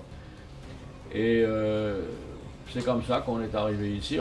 Les jalons sont donc jetés en 2007 et lors de cette première année, il décrochera déjà son premier triplé le 17 novembre lors de la 28e journée et quelques mois plus tard, soit lors de la 5e journée de la saison 2008, Ricky Mingard empochera son premier classique avec Ski Pass. Mon intérêt a toujours été le bon cheval, le cheval qui peut gagner les grandes courses. C'est pas de l'arrogance, c'est mon désir, ça vous fait vous lever le matin quand vous avez une chance de gagner une course de groupe, etc. Et Ski Pass qui a gagné la Duchesse, j'allais tous les jours, quand j'étais à Maurice, je n'avais rien à faire dans la journée, mon épouse n'était pas encore arrivée. Je faisais une marche et j'allais sur le Codan. Et il y avait un restaurant au Codan qui s'appelait Shooters. Et j'allais là manger quelque chose à la fenêtre et je regardais la rade et ensuite je remarchais pour venir. Et le propriétaire de Shooters, on a fait connaissance, c'est comme ça que un beau jour il m'a dit il veut gagner la Duchesse. Je lui ai dit tiens, je viens d'acheter un cheval, ça vous intéresse, vous pouvez le prendre parce que je vais acheter un spec. Il s'appelle Ski Pass. Il m'a payé, il m'a dit oui, ça va, il a gagné la Duchesse. C'est arrivé comme ça parce que je voulais avoir au moins un cheval pour pouvoir être à ce genre de niveau-là, quoi. Et puis une chose a emmené l'autre. Ensuite, il y a eu l'année du bicentenaire où les propriétaires que j'avais ici, ils m'ont dit allez, parce qu'on achetait des chevaux, on n'achetait pas de très bons chevaux. Et puis il y a Madame Lagesse, Elisa Lagesse, qu'on connaissait très bien. Il m'a dit, va me chercher un cheval pour gagner un classique. Je n'ai jamais gagné un classique. J'étais chez Philippe Henry pendant 20 ans. Je n'ai jamais réussi à gagner un classique. Mes chevaux ont toujours été 2e ou 3e. C'est comme ça que j'ai fait l'acquisition de Tales of Bravery. J'étais à une vente et j'ai réussi à acheter ce cheval-là. Et puis Isaacs, j'aimais bien ce cheval-là en Afrique du Sud, mais il était cher. On n'avait jamais payé ce genre de prix-là. Mais ils m'ont poussé, ils m'ont dit non. Vas-y, on va le prendre. Et Isaac, ça a eu une très bonne année, l'année du bicentenaire. Et puis ça a été Parachuteman, ça a été etc. Et cette année-ci, on a trois chevaux de cette envergure. 2 années, on a eu beaucoup de malchance. On a perdu 2 très bons chevaux aussi. Ils ont eu des problèmes. Ils ont eu des problèmes d'infiltration, justement. dans l'off-season pour essayer d'enlever l'inflammation qu'il y avait, etc. Ils ont fait une infection qu'on n'a jamais pu arranger, quoi. L'année du bicentenaire verra s'accroître une rivalité déjà palpable entre la plus vieille écurie du Turf, l'écurie Gajeda et l'écurie Mingard. Je ne sais pas, moi, de mon côté, je pensais toujours que Il Saliator était le cheval à battre. On essayait de voir comment peut-être pouvoir le battre. Il était très fort et on est sorti devant 4 fois. De même que Sunga Jadar avait changé de jockey pour le Méden. Et je connais bien Glenn Hatt. Et je savais exactement comment il allait monter ce cheval-là. Et notre tactique avec Gaëtan Faucon à l'époque s'est avérée extraordinaire. Dans le sens qu'on n'a pas laissé partir, on est parti avec lui. S'il avait gardé son autre jockey, c'était un jockey très habile et qui montait très bien au champ de Mars. Et je ne sais pas s'il n'aurait pas gagné. Mais enfin, la chance a voulu que ça nous a souri ce jour-là. Fort de ses 77 ans, le doyen des entraîneurs a également connu des moments remplis de satisfaction et d'émotion. La naissance de mes enfants, c'est sûr. Non, il y a des choses beaucoup plus importantes. Family comes first for all of us. Family, health, honesty, integrity, being true to yourself, being able to go to bed at night knowing that you've done the best possible that you can do. Treat all people with respect. And we certainly try and uphold that in our household. Mon épouse, par exemple, elle vient tout le temps aux courses. Elle se lève tous les matins, elle a son petit business qu'elle fait. Briggs Cheese Bite, qui marche très bien, où elle se fait ses sous, etc. Elle travaille, elle le fait ici, elle se réveille tous les matins avec moi, 4h moins le quart, et elle bosse ici, comment je pars. Et elle a développé ce sideline. Aujourd'hui, sa fille qui est ici l'aide et c'est un petit business qui commence à très bien faire. Mais au niveau sport, les courses a été une grande source de satisfaction pour moi. C'est ma passion. Gagner une course, c'est ce que vous ressentez intérieurement. Ça n'a rien à voir avec l'argent, ça n'a rien à voir avec le jeu. C'est de remporter les meilleures courses possibles. Et avec chaque cheval a une limitation voulue. De gagner 13 courses avec Casey's War a été une grande source de satisfaction. Un cheval qui a un cœur énorme, qui gagne toutes ses courses, la majorité de ses courses, d'une tête ou d'une demi-longueur ou d'une encolure. C'est une grosse source de satisfaction. Si vous êtes dans les courses, vous allez avoir de grosses déceptions parce que vous allez perdre beaucoup plus souvent que vous allez gagner. Je crois qu'on apprend à perdre. Vous savez, quand j'étais jeune, je courais. Et dans la famille, dans la famille de mon grand-père, j'étais peut-être le plus vite. Et comme un imbécile, je ne savais pas qu'il y avait des handicapeurs dans la foule. Et j'ai gagné une course ou 2 courses ou 3 courses, mais le Maiden, on m'a mis derrière. C'était une course qui a un handicap. Et j'ai perdu, je suis sorti 2e, je crois. Je n'ai pas pu rattraper le gagnant. Et je pleurais, j'étais en colère. Et j'oublierai jamais mon grand-père qui m'a pris les oreilles, qui m'a tourné comme ça. Il m'a dit, dans cette famille-là, tu apprends à perdre avec dignité. Je n'ai jamais oublié ça, c'était une grande leçon. Personne n'aime perdre, tout le monde aime gagner, c'est tout à fait normal. Mais je crois qu'il faut quand même savoir perdre avec un peu de dignité. Il faut savoir avaler. Vous voyez, hier, Lewis Hamilton qui a perdu une course, enfin, dans des circonstances abominables. La première chose qu'il a faite, c'est aller féliciter le gars qu'il a battu pour le championnat du monde. On parle de championnat du monde, là. On ne parle pas de groupe 3, l'île Maurice, au Champ de Mars. Donc il faut prendre, je crois qu'il faut apprendre de ces gens-là. Les courses, c'est difficile. Vous allez perdre pour différentes raisons. Il faut savoir perdre.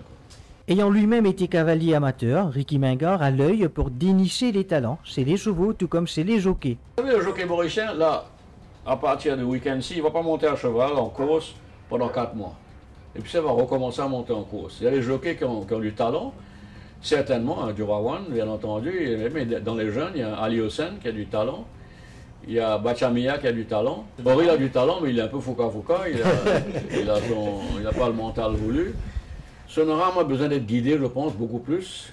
Vous savez, j'ai débuté Jaglal. Il ne savait pas monter à cheval quand il est venu chez nous.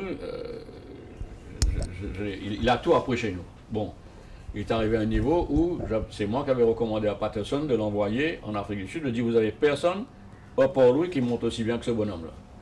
Il a pris, il a regardé, il a eu sa chance. Ensuite, il y avait Oucharaz, qui a commencé aussi chez nous une année avant Juglal. Oucharaz n'avait pas le talent de Juglal, loin de là. Le Juglal l'a dépassé. Enfin bref, il nous a quittés parce que moi, je ne pouvais pas le recommander, parce que je ne pensais pas qu'il avait le talent voulu pour être accepté à l'académie, parce que j'ai aussi une responsabilité, moi. Si je recommande quelqu'un qui va à l'académie et qui n'est pas correct, on va me dire, Ricky, ça coûte de l'argent, ça, qu'est-ce que tu es en train de faire? On a confiance en toi pour que tu nous envoies quelqu'un qui ait du talent. Et là, j'ai un garçon qui monte très bien, qui a beaucoup de talent, mais qu'on ne laisse pas monter à cheval. J'étais voir De Chanel au moins 4 fois cette année ici, il dit, ce petit bonhomme-là monte bien mieux que le 3/4 des gens qui montent à cheval ici. Grâce à lui qui arrive là aujourd'hui. Il prend moi depuis assez jeune, comme il quitte l'école, il prend moi pour maintenant ici, on va monter cheval. Ça fait presque 8 ans. Bon, un dimanche qui n'est pas difficile, mais comme si quand c'est un principe de travail, il est strict de ce travail, il vient là tout le temps, 5 heures, il travaille sur le cheval bien, il connaît les temps sur le cheval. Donne-lui la chance, laisse-le courir dans une course, non.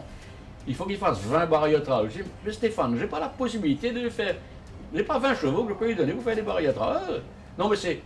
La loi est comme ça. Dites à Verstappen, tu ne peux pas sortir du go-karting pour aller courir dans la course de groupe 1, mon ami. Il faut que tu commences les autos de rallye, ensuite tu vas faire ça, ensuite tu vas faire. Voilà le problème à Maurice. On ne reconnaît pas le talent, on ne récompense pas les gens qui peuvent bien faire quand on devrait le faire. C'est m'a dit fait confiance, c'est vraiment un meilleur cheval, on a découvert Shiba, il est obésé, il donne vraiment confiance.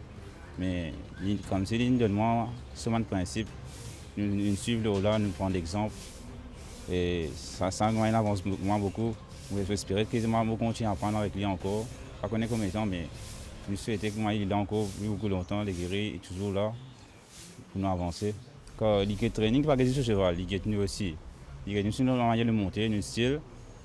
Est-ce qu'il y a quelque chose qui n'est pas bon, il dit à nous franc, il fait nous franc, il dit à nous, ça pas bon, vous avez fait ça comme ça.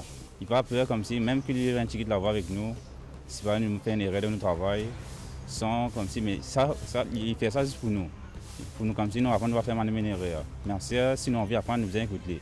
Et là, comme si nous ici, nous apprendre, nous gagnons l'expérience. Je vous dis, il n'y a pas de vision, il n'y a pas de leadership. Tout ça, c'est du leadership. On peut voir ce petit bonhomme-là, il a le choix. Je n'ai pas été voir Patterson.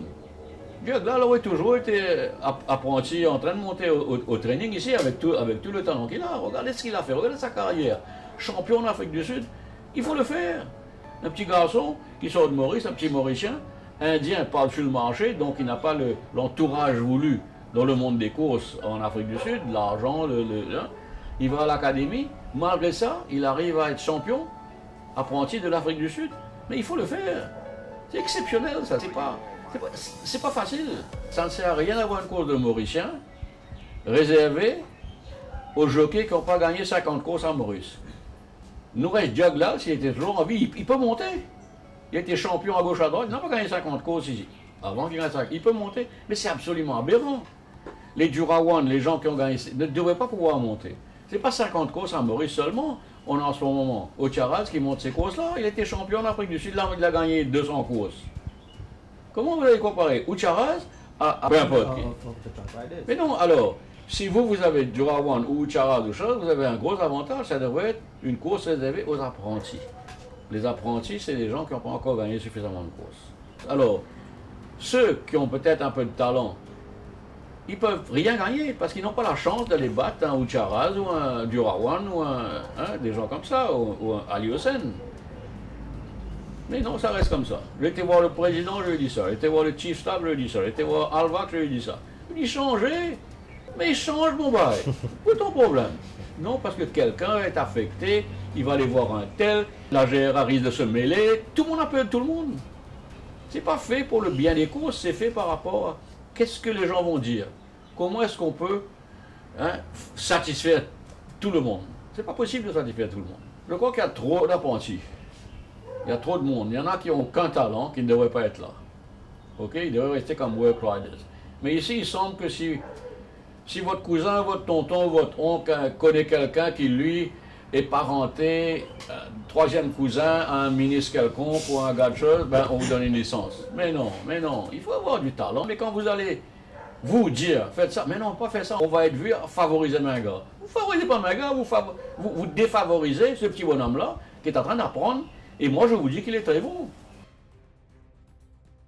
Il y a un bouc qui lui donne la montre, il montre aussi, après qu'il banerait au faire, il redresse et les choses, il montre où ça banerait qu'il fait, bien comme ça, il bien plus comme ça, le un tableau côté lui, qui toujours qui vient pour une montre pour lui, il vient devant un tableau là, même il vient marcher devant la piste qui m'ont fait plusieurs fois, et comme je montre côté, c'est tous les mardis sans faute, tu peux bien faire et les courses qui nous finissent galoper, qui n'arrivent, qui une décision bien prendre, qui une mauvaise décision. Si, à son arrivée, Ricky n'hésitait pas à dire le fond de sa pensée, aujourd'hui il parle beaucoup moins, car il a appris à ses dépens que quand il s'agit de courses, surtout à Maurice, partager son opinion, c'est comme marcher sur des œufs. Les courses à Maurice, c'est très compétitif.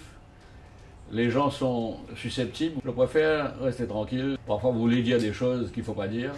C'est sûr que l'attitude à Maurice, si vous dites quelque chose, c'est toujours mal pris. Si je pense qu'il ne peut pas gagner, je pense qu'il ne peut pas gagner. Il faut regarder tout ce qui est possible de regarder. Il faut essayer d'analyser les choses qui ne vont pas aller bien pendant la journée.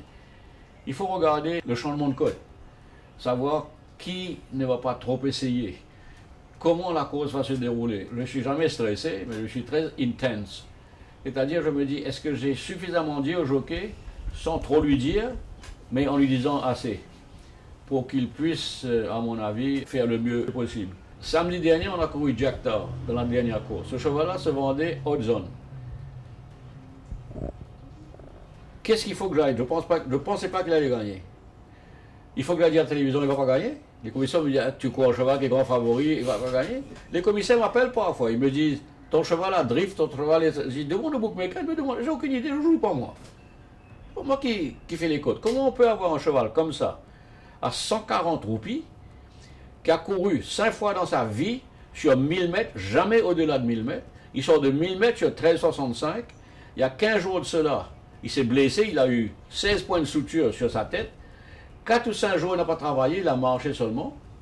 Ensuite, il a fait un travail, il a couru 14 jours après. Pourquoi? Parce qu'il n'y avait pas d'autres courses pour lui. On préférait le courir le week-end prochain, mais il n'y a pas. Ils mettent ce cheval-là à 140 roupies. Mais c'est affolant. Un cheval qui gagne en groupe 1, Frosted Gold, je dis officiellement qu'il va courir. Sa prochaine course, c'est la Coupe d'Or. Il ne va pas venir là faire de la figuration. Il aura une très bonne chance de pouvoir gagner. Il a eu la Coupe d'Or, son prix est à 900 roupies. Quand le jockey était comme ça, lequel choisir? Si vous venez au training, vous voyez ce cheval-là travailler, il a fait un galop exceptionnel sur le gazon. Il a fait un travail exceptionnel le mardi ou le mercredi avec Durawan dessus. Durawan sort de là, il me dit, qui ou quoi, je ne sais pas comment il m'appelle. Je dis, pourquoi tu n'es capable de gagner ça les courses là? Je dis, pas pour gagner ça les courses. Pourquoi tu n'es capable de gagner ça les courses là? Il y a une seule façon de monter. Ça, samedi grand matin, quand tu viens de la case, vous pouvez dire, qui m'a tu as besoin de monter dimanche grand matin. Et qu'est-ce qu'on vous dit? On vous dit que la course est arrangée, qu'on a envoyé un cheval à gauche. Ça, le moins vous parlez, le mieux c'est. Parce que c'est fait d'une façon virulente, c'est fait d'une façon mesquine. Il y a beaucoup de gens envieux à Maurice, il y a beaucoup de gens qui ne comprennent absolument rien. Au lieu de venir vous demander ou prendre votre avis avant d'écrire, on met on met des mots dans votre bouche comme vous n'avez jamais dit ça. Vous voulez savoir ce que je pense? Demandez-moi, je vais vous dire. Je vous dis pas être d'accord avec moi. Je n'ai jamais dit ça. Mais prenez mon opinion à moi, avant de venir dire quelque chose. Mais un gars, il dit ça. Vous dites quelque chose, c'est mal pris, c'est détourné. Ricky is very hard to get to know initially. He's very closed kind of character. But once you know him, he's a wonderful person. Very true to himself, very caring to his staff, his owners, and especially his horses. So I couldn't have dreamt of a better association. When Al Shiba first won the maiden last year, I was interviewed and I said many things about Ricky which maybe are a bit sentimental, but I meant them, and I'll say today again, Ricky is a person that you can trust. He does things for the right reasons. Horse racing sometimes in Mauritius is not always a cherished type of activity because people think it's not run for the right reasons, but here at the Manggar stable it's for the right reasons, and it's horses, it's about winning and doing the best, and that's it. It's not easy to communicate with him if you don't know him. I think a lot of owners get a bit disheartened and they take it personally, but it's not their reading of the man. He's wrong. It just takes time to get to know him, and when he has your trust and you have his trust, he's a wonderful person.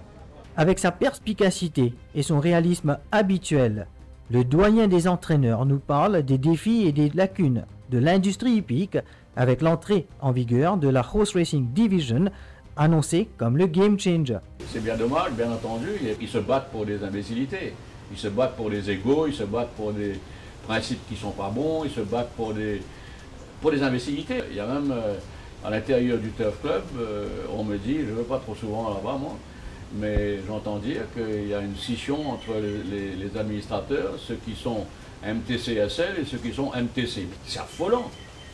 C'est affolant. Comment voulez-vous s'entendre avec la GRA ou peu importe l'autorité, la nouvelle autorité hippique, si dans votre propre cuisine vous ne vous entendez pas? Moi je voulais faire un carré, vous voulez faire un rougail, ben, vous mélangez les deux, ça ne marche pas. Hein. Moi j'ai toujours, depuis que je suis à Maurice, été d'avis qu'il faut que le Turf Club se réinvente. Il ne peut pas continuer avec des règlements, avec une constitution qui date de 200 ans. C'est affolant. Vous ne conduisez pas la même voiture que vous conduisiez quand votre grand-père et vous passez vous prendre pour emmener au bord de mer. Bon, ceci dit, je pense qu'il y a certaines choses qui sont bonnes. Moi, j'ai toujours prôné un Horse Racing Authority, appelons ça comme ça, totalement indépendant, avec des gens compétents au niveau course, au niveau de l'industrie elle-même, pour gérer ce chose-là. Monsieur Wood, je ne le connais pas du tout, mais il a été choisi et maintenant, je crois qu'il a suffisamment d'expérience pour savoir ce qu'il faut faire, ce qui devrait être fait, il ne faut surtout pas changer ce qui est bien, ce qui est bon, mais apporter des changements là où il le faut. Que le board des Stafford Stewart passe sous la responsabilité d'un Horse Racing Board, c'est tout à fait normal, c'est dans tous les pays du monde, c'est comme ça, sauf ici. Le Chief Staff, son patron ne peut pas être le Turf Club, il a toutes les décisions à prendre, etc. Son patron devrait être indépendant. Et comme on sait ici, le Turf Club, il y a toutes sortes de contraintes, il y a toutes sortes de facteurs qui rentrent en jeu à cause de l'historique derrière le... Il n'y a même pas un taux dans le Turf Club, ils ne sont même pas responsables de leur pari. On me dit que les terrains ne leur appartiennent pas non plus, donc ils dépendent de la municipalité ou de peu importe qui, là où ils louent les terrains. Les box, ils ont que 75 box, je crois, à Port-Louis. Ben, vous savez, ils n'ont rien fait, à mon avis. Comme ce n'est pas eux qui me licencient l'année prochaine, je peux le dire maintenant haut et fort, ils ont, à mon avis, fait beaucoup trop peu pour se réinventer. Vous savez, le Turf Club, vous avez 3 administrateurs au Stewart avant, chaque année, ils sont élus pour 3 ans. La première année, ils regardent un peu ce qui se passe. La deuxième année, ils n'osent pas trop changer pour ne pas froisser X, Y, Z. La troisième année, ils ne font rien parce qu'ils veulent être réélus. S'ils font quelque chose qui va aller contre Manggar, ben l'écurie Manggar ne va pas voter pour eux, etc., etc. Je trouve qu'il y a eu un manque de leadership. Ça, c'est mon opinion personnelle. J'ai toujours été pro du système américain, du système français, du système japonais, du système au Singapour, à Hong Kong, où le tote avec un turnover monumental, c'est la meilleure solution pour les courses, pour le propriétaire, pour les entraîneurs, parce que vous avez vos stake money sont très très élevés. Dans le système de bookmaker, je comprends bien que les gens préfèrent avoir des fixed odds. Je comprends bien le système de bookmaker, ça existe en Angleterre, ça existe dans pas mal d'autres pays, mais je pense que la tendance moderne serait d'avoir un taux ou du fixed odd betting comme SMS pariage, par exemple. Vous pouvez jouer fixed odds, mais c'est complètement ouvert.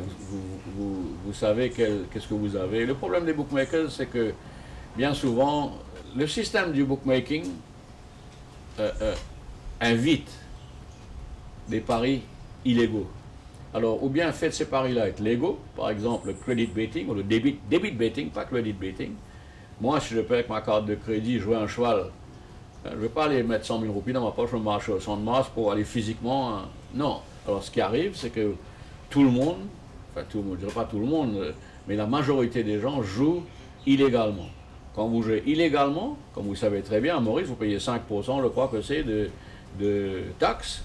Puis vous jouez légalement, vous payez 14% de taxes. Comme vous savez, j'entends pour Jean-Michel Lichim, un jour je lui ai demandé, ça fait longtemps, hein, l'année dernière, je lui ai dit, mais on me dit toujours que les prix que vous affichez, c'est plus cher que le prix des bookmakers, de fixed odds. Expliquez-moi ça. Il me dit, c'est très simple à comprendre. Moi, j'ai une organisation, il faut que je paye des gens, j'ai des bureaux à gauche, à droite, un peu partout, et il faut que je paye 14%. Enfin, c'était 12% à l'époque. Il faut que je paye 12% au gouvernement. Et je crois 5% au club.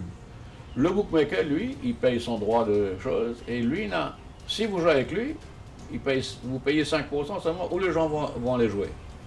C'est bien simple. Et le problème, c'est que ça aide aussi aux gens à jouer des doublés, des triplés. Alors, si vous avez fait un triplé qui a gros à gagner sur un cheval, peu importe lequel, c'est dans l'intérêt du bookmaker. Et là, je ne veux pas envoyer un coup de roche dans un lit de boule jaune, mais c'est humain. C'est dans l'intérêt du bookmaker qui a à perdre 5 millions, je dis un chiffre là, hein, sur cheval X, il gagne la course Y.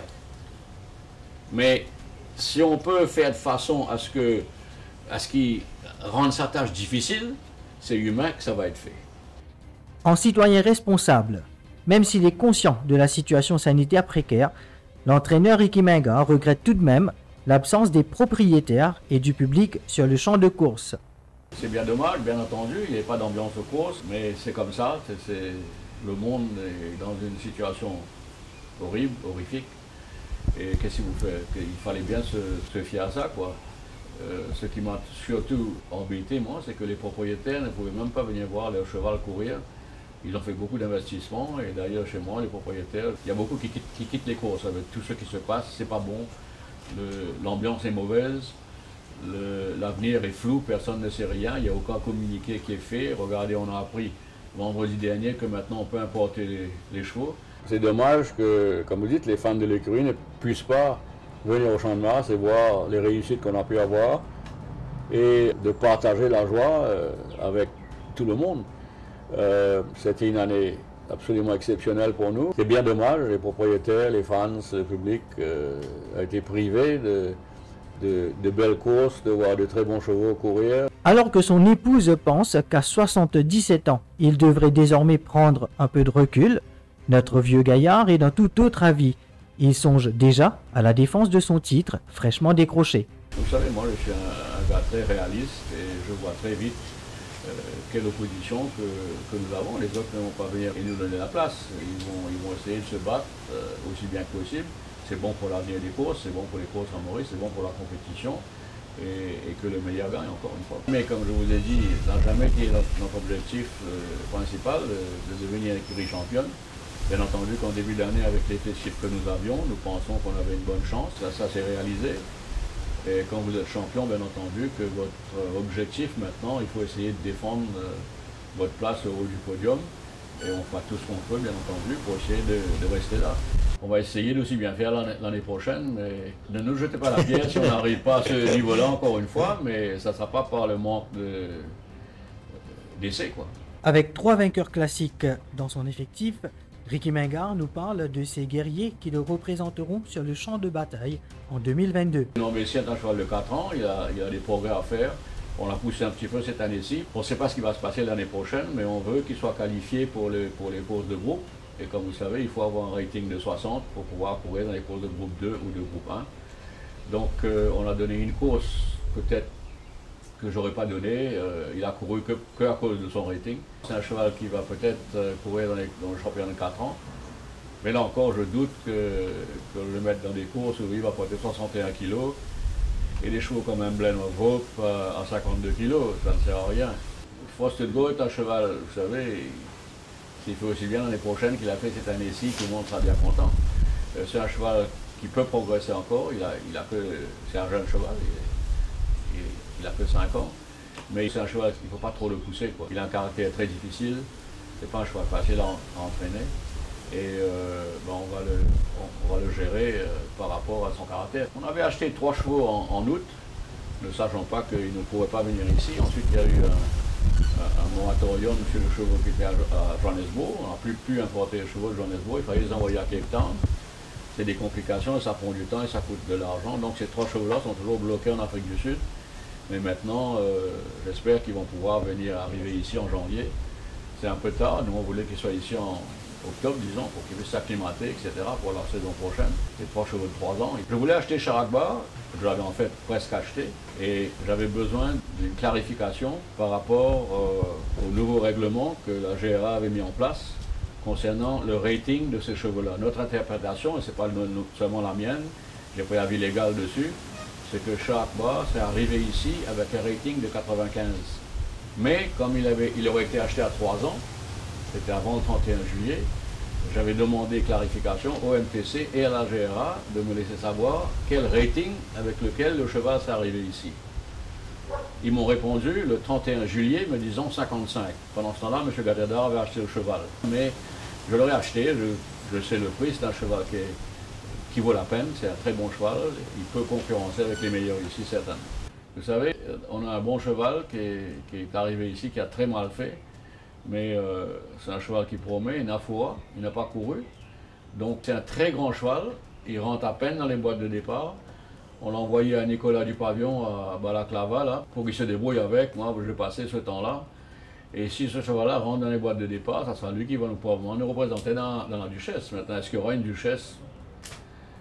Ou bien faire un chèque pour le cheval de M. Gatedar, qui a propre âge et qui est pratiquement imbattable. Avant de prendre congé de lui, nous avons voulu savoir ce que serait sa vie loin des courses et des chevaux. Vous savez, quand vous êtes entraîneur de chevaux, il n'y a pas grand-chose d'autre que vous faites, dans le sens que j'adore la chasse, j'aime bien la chasse, j'aime bien les bois, j'aime bien tout ça, donc j'essaye de chasser un peu en temps de chasse ici.